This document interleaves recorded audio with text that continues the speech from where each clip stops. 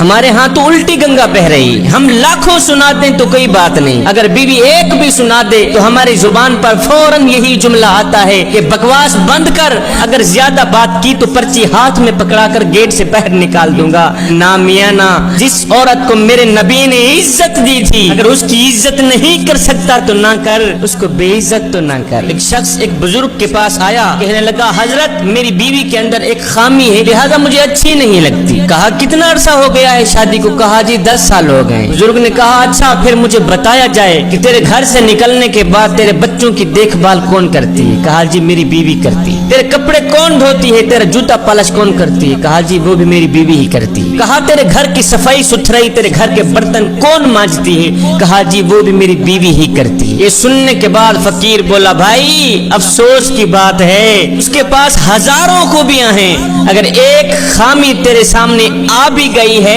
تو اس کی ہزاروں خوبیوں پر پانی پھیر کے اس کا گلہ کرتے ہوئے تجھے شرم نہیں؟